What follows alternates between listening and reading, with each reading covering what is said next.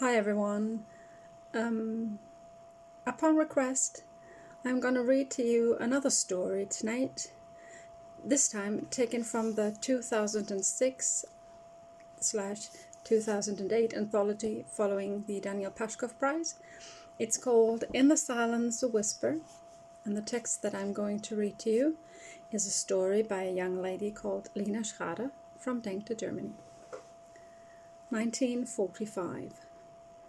Emily wiped the sweat off her brow, straightened her aching back, and looked up to the sky. It was only 10 in the morning, but the sun was already beating down on her small garden with a vengeance, starving every plant she had lovingly nursed since spring. Would they really die such a dry, hot, terrible death? Emily decided that they did not deserve this and went to fetch the watering can. As long as she kept her flowers moist, they would surely survive this unusually hot and dry spell in May.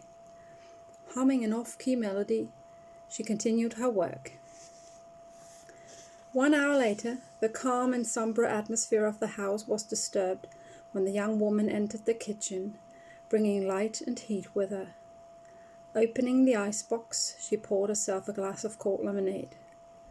The cool liquid trickling down her parched throat felt like heaven. And for a moment Emily pondered taking another sip, but then the doorbell rang.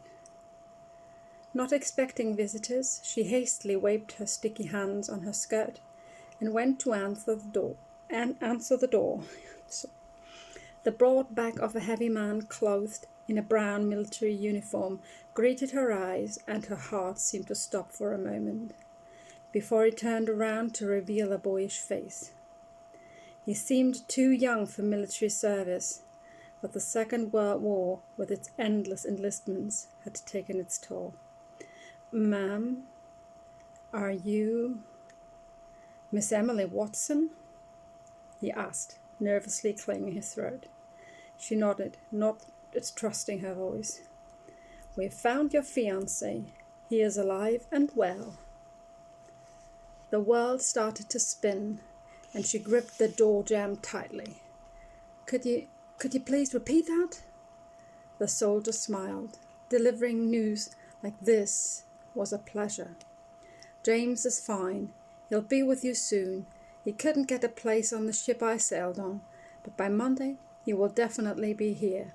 I just thought you might want to know before he arrives." Before he could finish this sentence, she was in his arms, not yet having made up her mind whether she should cry or rejoice. James! Coming back! Back to her! She felt like a teenager all over again. Separated for 5 years, and no sign of him since he had been pronounced missing in action after D-Day. All of her friends had abandoned hope and could not understand why she would neither pronounce him dead nor let them organize a memorial service. She knew, she had always known, that he would come back. Tears of joy flowed freely from her eyes until the man who was not her husband cleared his throat. She realized that she was still clinging to him and let go.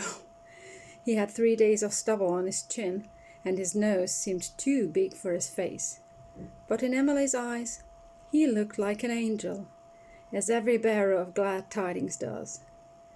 James would be back. 2005. "Miss Emily!" The nurse's rough voice jerked her awake. "Did you fall asleep again? Look, you've spilled your water." In contrast to her irritated tone, Nurse Beckett was usually a gentle person, always ready to help her patients, but this woman had exhausted her patience. One moment she was as lucid as any person you might meet on the street. The next she was defiant like a child, a grown-up child approaching 90. This was apparently one of those latter phases, as Emily asked in a feeble voice, "Where is James? He told me he would be back soon. Where is he?" "James?" Beckett asked, completely dumbfounded for a moment. "Ah, James, of course. Where had his photo gone again? Ah, there it is. She bent to pick up the black and white snapshot from the floor and smoothed out the black mourning band on the simple frame. Jaunty man. Pity that he was killed in action.